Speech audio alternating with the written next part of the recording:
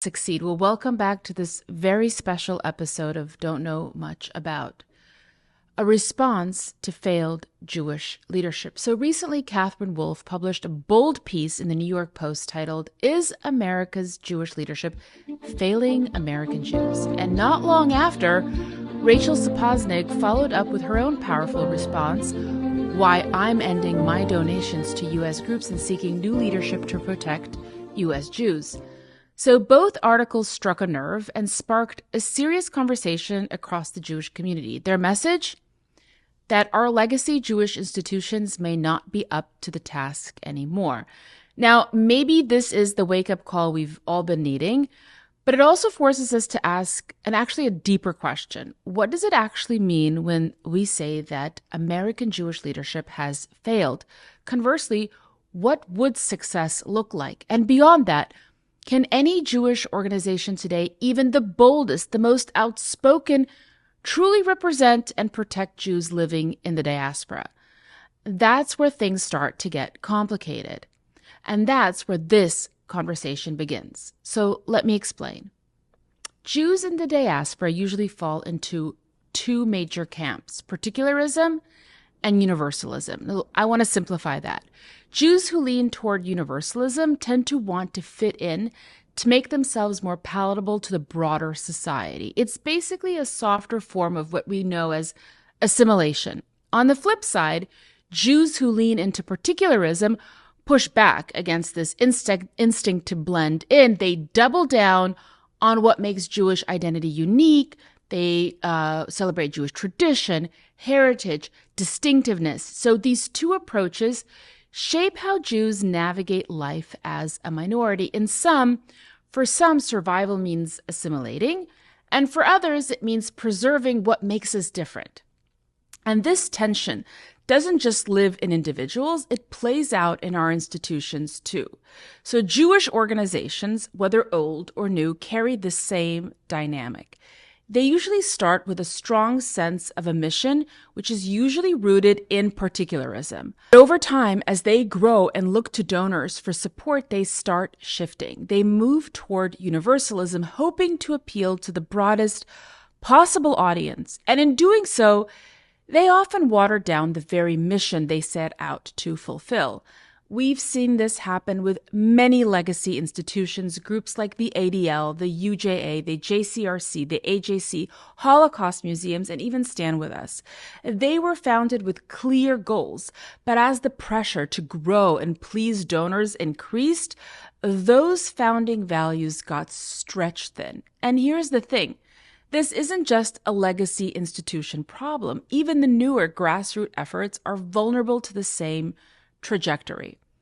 Our Jewish institutions are failing, but not because they don't care, not because they're not trying, not only because they are gravitating towards universalism, but also, and this is critical, they fundamentally misunderstand the nature of anti-Semitism. Here's what I mean. So Jewish life outside of Israel, both before and after the founding of the State of Israel, has always been shaped by a deep awareness that we're a minority. When you're a minority, your first instinct is survival. That's been the case for centuries. So it makes sense that Jewish individuals and Jewish institutions have developed strategies to meet these moments. But here's where it gets a bit complicated. Historically, Jewish organizations have tried to align themselves with whatever dominant ideology of the time happens to be. So today, that means embracing DEI, promoting labels like Jews of color, trying to fit the Jewish experience into frameworks built for others. And it's all in an effort to secure a seat at the table. But too often that seat comes at the cost of Jewish national self-interest. Sound familiar? Well, it should. It's Moses Mendelssohn's old dictum, be a Gentile on the street and a Jew at home. This was said in the 18th century during the Haskalah, which is the Jewish Enlightenment. And like it or not, that impulse is still alive and well in our community today. So let's go a step further. There is a deeper reason why our institutions, the legacy and grassroots alike, are not doing so well. It has to do with how they diagnose the problem of anti-Semitism itself. Too many of these organizations treat anti-Semitism as a civil rights issue, something we can solve with training sessions, affinity groups, DEI toolkits, or even Holocaust education. But here's the truth. Anti-Semitism, and I've said this many times, it's not about the Jews. It never was. Anti-Semitism is a symptom of a very diseased society. It shows up when something much deeper is breaking down, when an ideology, a movement, or a state starts to rot from within. And sorry, but no number of definitions or training seminars is going to fix that. But that hasn't stopped these organizations from trying. They push for IRA definition. They mandate Holocaust education. They fight to include Jews in DI categories. They form Jewish affinity spaces. And all of it sounds, and it is, well-intentioned, but it misses the mark. It misses the point, essentially. Worse, it actually may contribute to the problem by making America more fractured, more racialized, more radicalized, more hostile to American values. But I get it. I get that what I'm saying here right now, it's a very bold and kind of radical statement opposing the IRA definition, questioning Holocaust education. It sounds almost sacrilegious. But bear with me. The issue isn't the teaching of the Holocaust itself. I'm not against that. It's how we teach it. Most Holocaust education, especially in public spaces, has taken the same universalist route I spoke again. Never again became a lesson about general intolerance or xenophobia or being nice to others. But what was missing? Anti-Semitism. The very thing that made the Holocaust possible. And as for the IRA definition, well, first, it's not legally binding. And the people most aggressively pushing for it often assume that anti-Semitism can be managed like other forms of hate, that if we just define it clearly enough, we can legislate it away. But that's not what anti-Semitism is compelling us to do. It's not about protecting Jews. In this case, it's about protecting America. And again, anti-Semitism, it's not like other hatreds. It doesn't just target the Jew. It weaponizes the Jew as a symbol. You don't defeat that by defining it. You defeat it by fighting the ideological rot that gives rise to it. I'm so sorry, but we're not suffering from an incomplete definition of anti-Semitism. I mean, come on.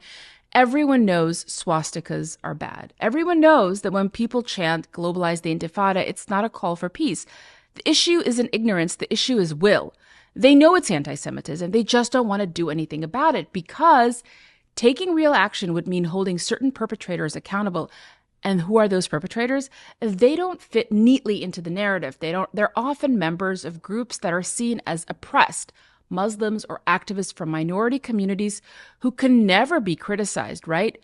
Calling them out, nope, not allowed. That would break this DEI script. And so instead, many of these institutions stay silent. Let me give you a personal example. So I've been fighting anti-Semitism, anti-Americanism since I was in college. So like dinosaur days. Long before October 7th, long before it was trendy with social media and influencers.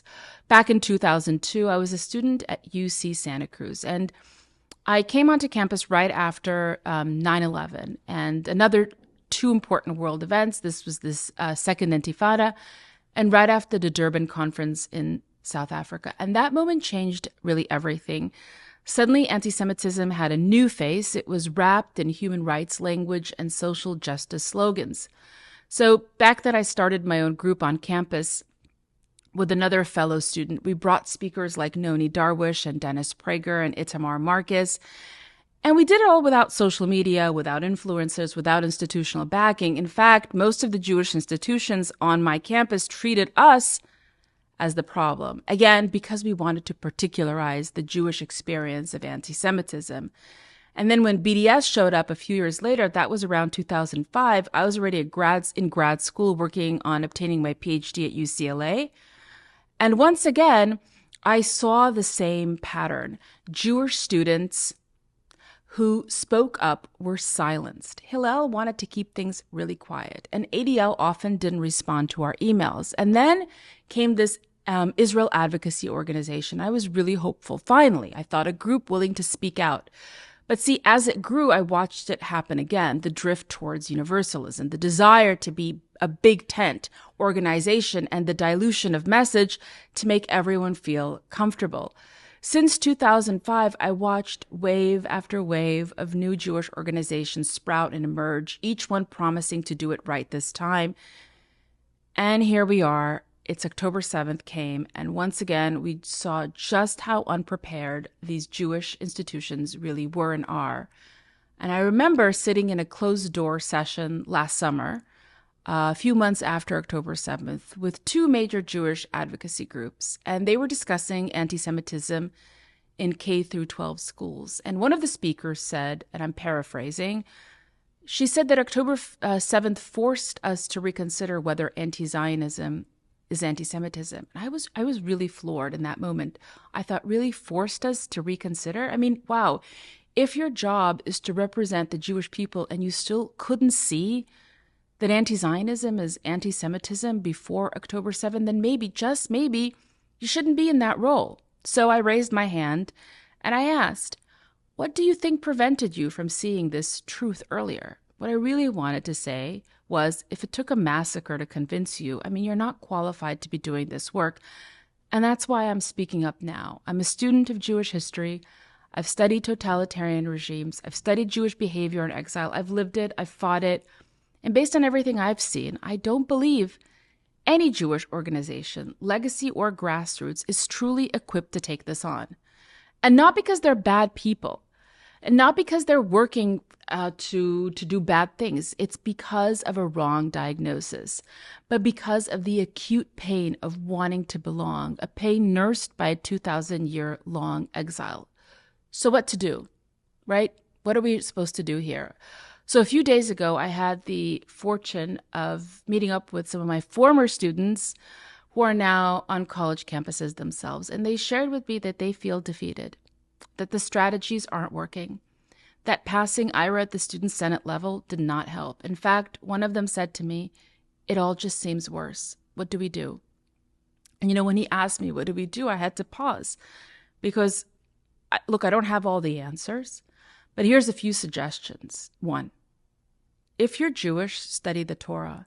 Learn the texts that changed the world. Invest in Jewish life, Shabbat, prayer, Jewish Orthodox day schools. Visit Israel and live in the Jewish homeland for an extended period of time. Number 2, but that alone is not enough. Invest in American patriotism. The disease of anti-Semitism today is telling us that America is sick. Staggering statistics reveal that American teens believe that America is systemically racist and that capitalism is evil. What do these youth know of America's founding fathers? What do they know of the Federalist Papers, the Declaration of Independence? Why was it important for our founding fathers to ensure that America would be a place where citizens could pursue happiness? I mean, think about this for a moment. What was the promise that our forefathers gave to us? Life, liberty, and the pursuit of happiness. These are radical values. They're nonconformist values. And right now, as I'm recording this, I'm thinking about something I saw coming out of Iran. Mothers participating in ceremonies of sacrifice, holding their babies as symbols, not just symbols, really, for martyrdom. Are there civilizations that are better than others? Yes. And the metric for me to determine that is the value of life. Civilizations that participate in human sacrifice are morally decrepit. So 3, to fight anti-Semitism, double down on American values, recreate American patriots. And so, as we wrap up this episode, I return to the original question. Can Jewish leadership succeed? Is there a Jewish organization out there that can actually carry us through this moment? I think the answer is yes, but not in the way we've been conditioned to think. The organization that can succeed, it's called Judaism. It's called the Jewish civilization. It's called America. Maybe it's time we stop waiting for Jewish organizations to save the Jewish people. And again, not because they're evil or malicious. Most of them mean well, but because structurally they're not equipped to do what we need. They're bound by donor interest. They're pulled toward universalist ideology. And that pull makes it hard, if not impossible, to actually ensure Jewish interests. Maybe what will save the Jewish people is the quiet, often invisible acts of being Jewish that never make it into donor reports or glossy newsletters. I've met and keep meeting Jews across America who are very frustrated. I count myself among them. We're angry. We feel betrayed. We look across the Jewish institutional landscape and ask, who will save us? Who's going to get out of this mess? And maybe, just maybe, it won't be a Jewish organization at all. Maybe it'll be good old Americans. Simple, clear-headed Americans, many of them not even Jewish, who want their country back. Maybe it'll be Christian Americans. Maybe it'll be a mix of the many unexpected allies. But here's something I do know. It's time we stop idealizing Jewish organizations as the solution. It's time to stop outsourcing our future. Thanks for tuning in. I know that was a lot. I know there was a lot that I stirred in there, maybe a lot of disagreement. That's okay. Let's have that conversation. Drop your comments, or you could actually reach out to me via email at nlekht@gmail.com. Until next time.